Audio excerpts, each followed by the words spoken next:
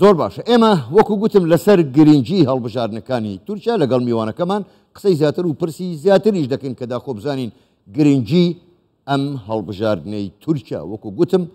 بۆ کورد بەگشتی هەرێمی کوردستان ڕۆژاوای کوردستان ئەوجا ڕۆژهەڵاتی کوردستان چییە میوانەکەمان زۆر بەڕێز حەسەن ئەحمەد موستەفا شارەزای کاروباری تورکیا ڕاستەوخۆ لە شەقڵاوەوە لەگەڵماندایە کاک حەسەن شەوتان باش زۆر زۆر سپاس بۆ بەشداریکردنتان لەگەڵمان لەم گەشتەی ژووری هەواڵی کوردستان 24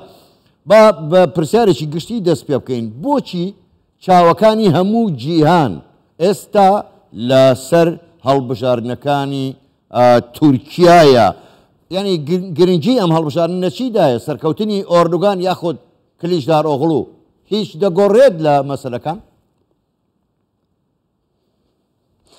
زۆر سوپاس لە ڕاستیدا بۆیە زیاتر سەرنجەکان لەسەر تورکیا کۆبوونەتەوە یاخود ئەوەندە بووە بەمای گرنگی پێدانی کۆمەڵگەی هەرێمی و نێودەوڵەتی یاخود سنتەرەکانی تایبەت بە چاودێریکردنی هەڵبژاردن یاخود نێوەندە سیاسیەکان لەبەرەوەی ڕاستە کە تورکیا گرێیت پاوەرێکی جیهانی نییە و تا ئێستا نەچوویتە ناو گەورە هێزێکی جیهانی بەڵام هێزێکی گەورەی ناوچەیە و لە چەند ساڵی ڕابردوودا لەسەر ئەساسی ئەو پێچکردنەوەی سیاسەتەکانی بە ئاڕاستی ڕۆژهەڵاتدا وەک چۆن دەڵێ ئەو شیفتەی کە لە سیاسەتەکانیدا هەبوو دوای ئەوەی کە لە ساڵی پەنجاکانەوە لە دوای 53 ئەوانەوە ئەندامی ناتۆ بووە بەڵام دوای شەڕی سارد و بە تایبەتی تر دوای جەنگی کەنداو هی یەکەم تورکیا سیاسەتەکانی لە سووریا عێراق دەریای سپی ناوەڕاست هەروەها لە ئەزەربایجان و ئەرمەنستان لە باکووری ئەفریقیا و بە ئاراستەی چاینا و رووسیاش هێچگار ئاکتیف کردووە بۆیە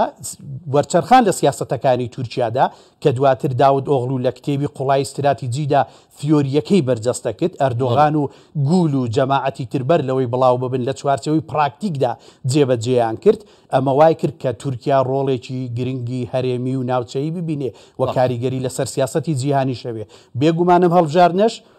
شکم نییە کە پرسیارم لێ دەکەیت کاریگەری لەسەر عێراق هەرێمی کوردستان سووریا دەریای ناوەڕاست و هەروەها ئەوروپا دەبێت باشە کاک حەسەن با بێمە سەر کاریگەریەکانی ئەم هەڵبژاردنەی تورکیا ئێمە با بەنیسبەت کوردەوە قسە بکەین دەمەوێت بزانم کاریگەریەکانی لەسەر دۆزی کورد بەگشتی ئەوجا لەسەر هەرێمی کوردستان و ڕۆژاوای کوردستان چی دەبێت من لە ناوخۆی کوردستانی تورکیاوە دەست پێ دەکەم بەڵێ بۆ یەکەم جارە کوردەکانی باکووری کوردستانی تورکیا بەبێ هیچ ئەجیندا و بەرچاوڕوونیەکی سیاسی دەستن ناو دۆخی هەڵبژاردنەوە ئەمە ڕووی نەداوە لەو کاتەوە کە لێلێزانە دەنگی لەم پەرلەمانە بەرز کردوێتەوە بۆ یەکەمین جارە کورتین هیچ ئینسیاتیفێکی نییە ئەمەش لە بێچارەی خۆیان نییە لەو سیاسەتانەیە کە لە تورکیاوە ئاراستە دەکرێن بە چەند هۆکارێک یەکێک لەوانە لە چەند ساڵی ڕابردوودا مەسەلەی ناسیۆنالیستی مەسەلەی تورکایەتی یاخود سنترال ستیت بۆ دەوڵەتی تورک زۆر لەلایەن پارتی دادوگەشە پێدان و هەروەها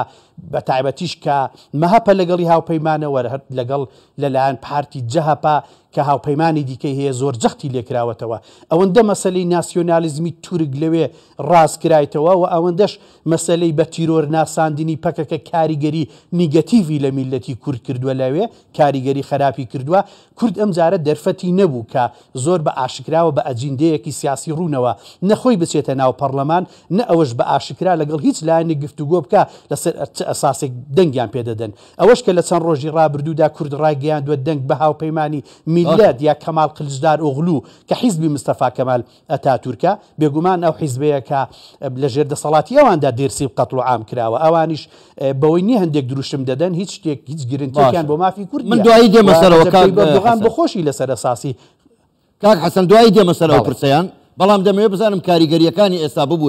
ببوورە لەوێ ڕامۆستاندی دەمەوێت بزانم کاریگەریەکانی ئەم هەڵبژاردنە بە دیاریکراوی لەسەر هەرێمی کوردستان بۆ خۆدەزانی هەرێمی کوردستان پەیوەندێکی ئابووری و بازرگانی بەهێزی لەگەڵ تورکیا هەیە ئەوجا لەگەڵ عێراقیش و هەروەها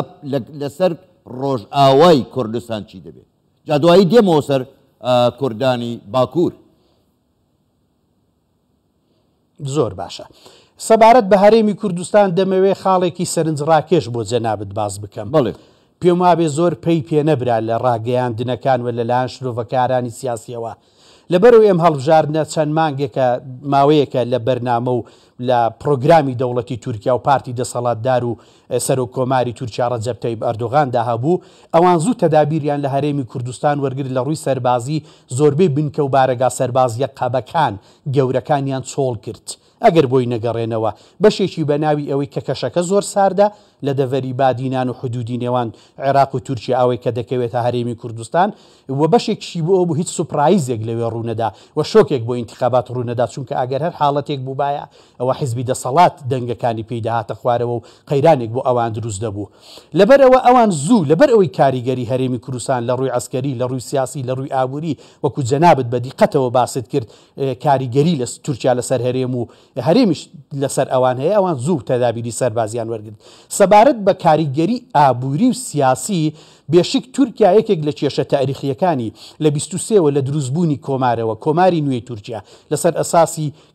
لەسەر ئەو کەلاوەیە ئیمپراتورەتی عوسمانی کە دەوڵەتی نوێی تورکیای لەسەر فۆڕم کرایەوە یەکێک لە کێشەکانی کێشەی ئیسلامی سیاسیە کێشەی کوردە بەڵام کێشەیەکی دیکەیان کێشەی ئابووریە بۆیە ناکرێت دەرگای هەرێمی کوردستان لە خۆیان دابخەن تورک ناتوانن جاو تورکە ناوی کلزدارۆغلویە ناوی ئەردۆغانە ناوی کۆمارە ناوی میلەتە ناوی هەر شتێکەیە پەیوەندیەکانی هەرێمی کوردستان لەگەڵ خەڵکی تورکیایە لەگەڵ بزنسی تورکیایە لەگەڵ ئابووری تورکیایە هیچ دەسەڵاتێک ناتوانێت ئەمە فەرامۆش بکات بەڵام دەکرێت بڵێین لەوانەیە دەسەڵاتێک بێ یا هاوکێشەی پەرلەمانی زۆرینەکە بە شێوەیەک ناهاوسەنجی تێبکەوێ ئەو کاتە هێزەکان فەرق دەکەن لە یەک شتدا لەوانەیە هەندێک هێز لە هەندێکیان کەمتر پرسی ئابووری تێکەڵ بە پرسی ئەمنی بکەن هەندێکیان کەمتر حساسیەتی نەتەوەی تێکەڵ بەشتێ ئەوە لەوانەیە ڕووبدات بۆیە کاریگەریەکەی لەسەری هەیە لەسەر هەرێمی کوردستان هەیە بێگومان هەرێمی کوردستان پەیوەندیەکانی لە سەردەمی ئاکپارتیەوە گەشایان کردووە ئێمە من دەمێکە ڕئیم وا بووە کە دەبێ هاوسەنگی لە پەیوەندیەکانی ئێمە هەبێ دەبووە ئێمە لەگەڵ جەهەپە پەیوەندی زیاترمان هەبێ پێشتر هەمان بە هەتا پەیوەندی نافرمی زانکۆیەکان لەگەڵیاندا داوەتکردنیان کۆمپانیاکانیان بە هەر حاڵ ئێمە لە پەیوەندی لەگەڵ جەهەپە لە هەرێمی کوردستان هەندێک تەسەور دەکەم لە دوایین بەڵام تەسەوریشمان وانە بێ ئەم هەڵبژاردنە جەهەپە سەر دەخات زۆر شت هێشتا ڕوون نییە گە جەنابەت مەبەستت بوو پرسیارم لێ بکەی من داسوونی وردیم کردووە دەتوانم کاریگەریەکەی لەسەر هەرێمی کوردستان لە ڕووی سیاسیەوە دەبێ باش کاک حەسەن هەوڵ دەدەم یعنی بە پێی ئەوەی کە ئێمە لە ژووری هەواڵ کاتەکەمان زۆر دیاریکراوە هەوڵ دەدەم زۆرترین پرسیار بکەم با بێمە سەر ڕۆژاوای کوردستان و سووریا بۆ خۆ دەزانی هێزەکانی تورکیا لە ناو سووریا هەن ئێستا هەوڕێک هەیە کە جارێکی کە سووریا دەگەڕێتەوە نێو کۆمکاری عەرەبی من دەمەوێت پرسیارەکەی من بە دیاریکراوی ئەوەیە ئەم هەڵبژاردنە چی کاریگەریەکی لەسەر کوردانی ڕۆژئاوا یەخ ڕۆژئاوای کوردستان دەبێت جا بە دەرچوونەوەی ئۆردوگان بێ یاخود کلیژدار ئۆغڵوی بێ کاریگەریەکەی بە دیاریکراوی لەسەر ڕۆژئاوای کوردستان چی دەبێت من لێرە حەزم لەوەیە بە وەڵامێکی هەندێک تیۆری یعنی کە گرنگە وەڵامی جەنابەت بدەمەوە یەکێک لە کێشەکانی نێوان حیزبی شەشلایەنە کلزدار ئۆغڵو لەگەڵ ئەردۆغان لەسەر یەک خاڵە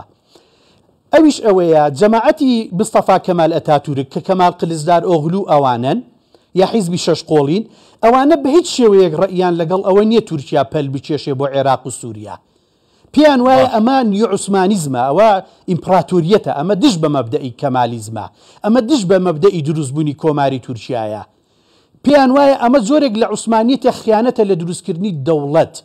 بۆیە ئەم هێزانەی دیکە ئەگەر بێنە سەردەسەڵات بە هیچ شێوەیەک ڕەئیان لەگەر لەشکرکێشی نییە لەوانەیە هەندێک شارەزای کاروباری تورکیایە خەڵکانێک کە گویان لەمە دەبێ بڵێن نەخەیر تورکیا ئەگەر دەستی لە زەوی گیر و کەمتر بەری دەدا بەڵام دەستگیربوونی ئەم کاتە بۆ ناو سونەیە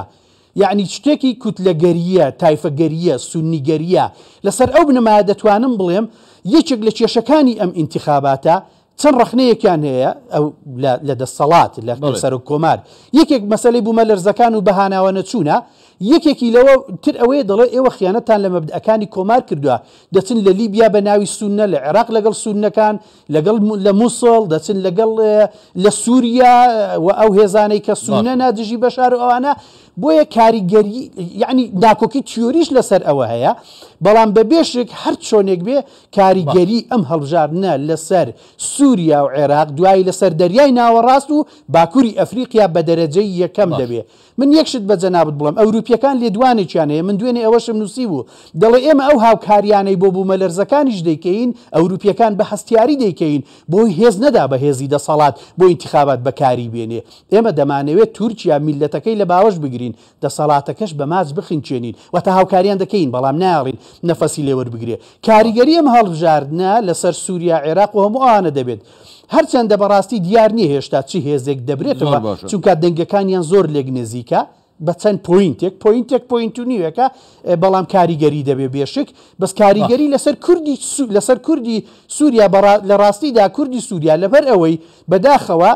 نەیانتوانیوە مەسافەیەکی دروست لە نێوان خۆیان و پەکەکە تا ئێستا دابنێن مەسافەیەکی جوان دابنێن کە ببێتە مای پەسەندیان لە کۆمەڵگەی نێودەوڵەتی تەسەوڕ دەکەم هەر هێزێک لە دەسەڵات بێ